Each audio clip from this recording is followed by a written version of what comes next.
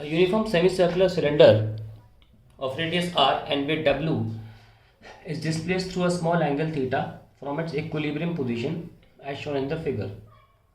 Find the time period of small oscillations if it rolls without slipping when slightly displaced from its equilibrium position. देखो question में क्या है, कटोरा है, मैं इतना फ्लैटेंड बेस बना दिया है, ऐसा नहीं होना चाहिए, ऐसा होना चाहिए कि बस टच कर रहा हूँ नीचे।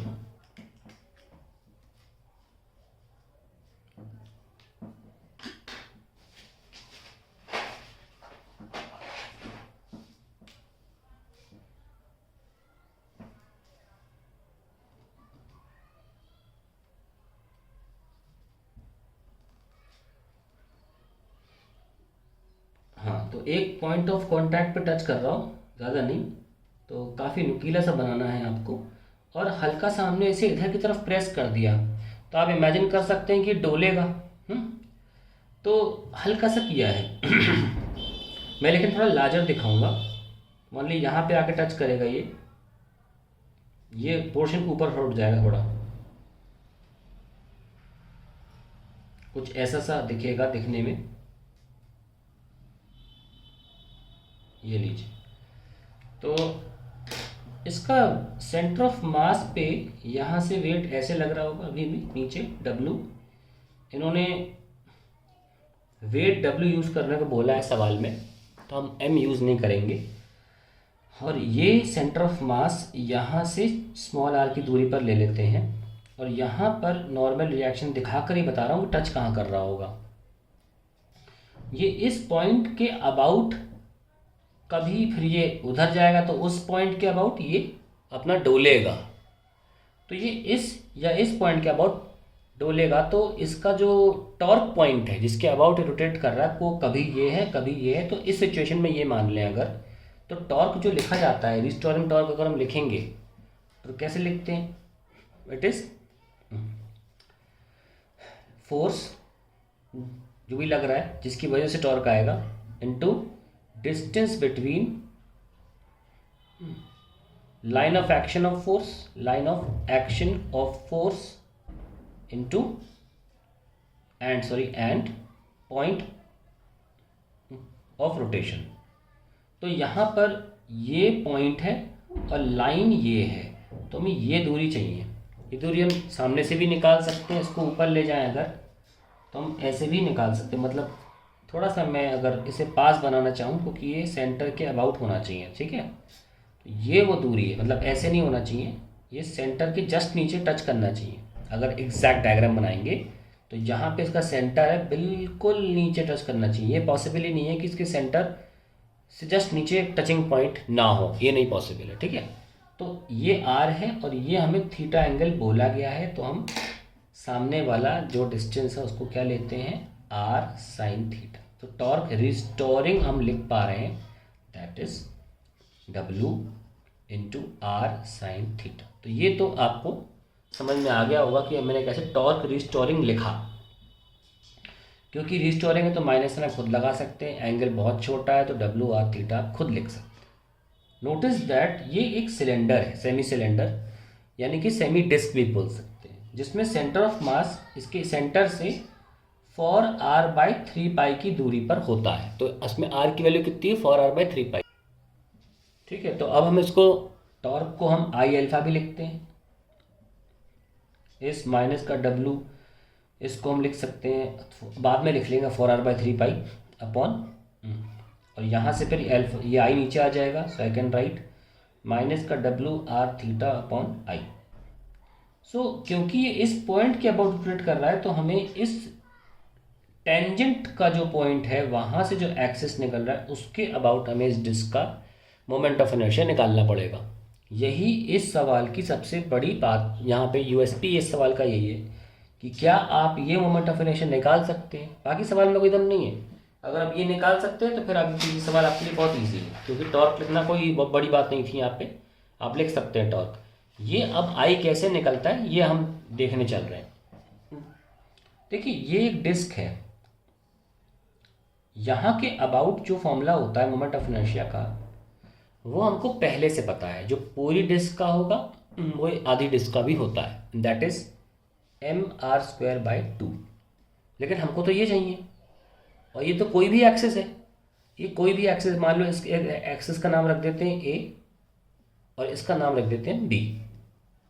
तो अगर मुझे IB चाहिए तो हम पैरेलल एक्सिस थ्योरम नहीं लगा सकते इसमें, क्योंकि ये सेंटर ऑफ मास से नहीं निकल रहा है। उसका फॉर्मूला होता है जो सेंटर ऑफ मास से निकले फिर mass of the disc into दोनों एक्सिस के बीच की दूरी से मैं x² ले लेता हूँ, तो वो x दूरी रहेगी। अब सेंटर ऑफ मास तो हमको पता है कहाँ था, वो तो यहाँ से 3r/4 पाई की 4r/3 पाई की दूरी पर था। ये जो दूरी है ये तो स्मॉल r है, और हमको जब ये IC मिल जाएगा तभी तो हम IB निकाल पाएंगे। तो IC तो पता ही नहीं है हमको, लेकिन हाँ एक काम किया जा सकता है, हम ये भी तो लिख सकते हैं, हमें IA तो पता ही है। तो IA एक्चुअली में भी तो एक एनी एक्सिस साबित होता है, डिस्क कोई भी एक्सिस साबित हो रहा है इस सेमी डिस्क के लिए। सो IAB कैसे निकाला गया होगा, IA IC plus mass which is W/G, क्योंकि M यूज करने मना किया है, W यूज करना है, इनटू इनके बीच का स्क्वायर, ये आ गया।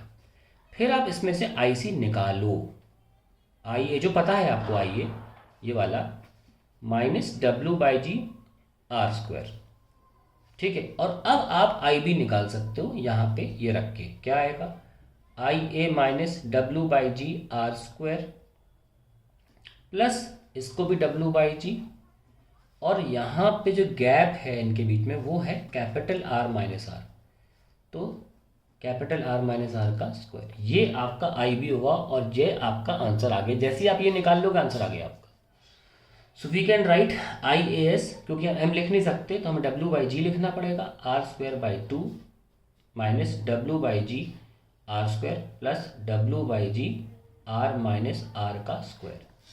जितना आराम से करें उतना अच्छा। W/G को हम कॉमन ले सकते हैं यहाँ पे, और बच क्या रहा है, r²/2 बच रहा है माइनस r² प्लस r-R², ये बच रहा है। ठीक है, बहुत आराम से करेंगे ताकि जल्दबाजी में गलती ना हो। चलिए, r²/2 minus r² plus r² plus small r² minus 2r। ठीक है, तो ये कैंसिल हो गए। r² प्लस r²/2 मिलेगा हमें 3r² माइनस 2r। और अब हम क्यों ना लिख दें 4r/3 पाई, क्योंकि अब r² को कॉमन लेने की बारी आ गई है। So we have W/G, let's take r² common and we'll have 3/2 minus 2 4 8 upon 3 pi. ये हमारा आ गया। यहाँ पे कंटिन्यू करते हैं, WR²/G, तो ये कितना आ रहा है हमारा, एलसीएम ले रहा हूँ, 6 पाई माइनस 16 डिवाइड बाय 6 पाई। सो ये हमारा आ गया। हम चाहे तो 2 से काट सकते हैं पूरे टर्म को। So I am getting 2 3 = 6 minus 8 upon 3 pi, ये भी हम कर सकते हैं। ओह सॉरी, 3 3 से ऐसी गलतियाँ होती हैं, 3 से 9 होता है, मैंने 6 पाई 3 से 6 लिख दिया, तो आप कॉमन नहीं ले सकते, आपको छोड़ना पड़ेगा ऐसे। थैंक गॉड बच गए। 3 से 9 16 9 पाई माइनस 16 अपॉन 6 पाई। ठीक है, यहीं छोड़ दीजिए अब आप। ये आपका फाइनल आंसर आ गया IB, बधाई हो। अब जब आपका आ गया, अब आप इसमें और कुछ फर्दर कर नहीं सकते ना, तो आप यहीं रोक दीजिए, अपने पुराने एक्सप्रेशन में चलिए, जहाँ पे आपको W थीटा और I को लिख देना चाहिए WR² upon G। I hope दिख रहा हो फ्रेम में, हाँ ठीक है। और यहाँ पे आ जाएगा 9 पाई माइनस 16 अपॉन 6 पाई, और यहाँ पे आपको R लिखना पड़ेगा, डेट इज 4r/3 पाई। ठीक है, तो ये आपका आ जाएगा टर्म। अब इसमें आपका W कैंसिल होगा। यहाँ हम देखिए क्या बेटर होगा, नए पेज पे बड़ा बड़ा लिख लें, गलती हो जाएगी। सो एल्फा पहले लिख लेता हूँ मैं, फिर आपको पेज स्ट्रेट कर देता हूँ। Alpha is equals to, W cancel हो चुका है, आई हैव 4r/3 पाई मैं जी ऊपर ले जा रहा हूँ, थीटा भी ऊपर है। फॉर आर बाय 3 पाई, जी ऊपर थीटा ऊपर आर स्क्वायर नीचे, और यहाँ पे 9 पाई माइनस 16 अपॉन 6 पाई, ये है टर्म आपका। अब देखो क्या क्या कर सकते हैं, ये are cancel, so alpha is equals to ये 3 पाई 2 टाइम्स गया, ऊपर चला जाएगा तो 8 हो जाएगा, 8 जी थीटा अपॉन 9 पाई माइनस 16, ये आ रहा है हमारा टर्म। सब कुछ ठीक है। 2 ऊपर गया, 4 टू ज़ा 8, 3 पाई ने 2 6 पाई काटा, ठीक है, आर ने काटा, तो 4 टू ज़ा 8 जी थीटा, और यहाँ पे 9, ठीक है, perfect. Now we can make this as omega square which is 8 g upon 9 pi minus 16. So what is my omega? It is inside the root 8g upon 9 pi minus 16 and time period will be 2 pi, उल्टा पलट के लिख देंगे 16 upon 8g। तो हम 4 to सा लिख सकते हैं, तो 4 का 2 बाहर आ जाएगा तो ये 2 कैंसिल हो जाएगा, pi, so we have 9 pi minus 16 upon 2g, and that is the answer to the question.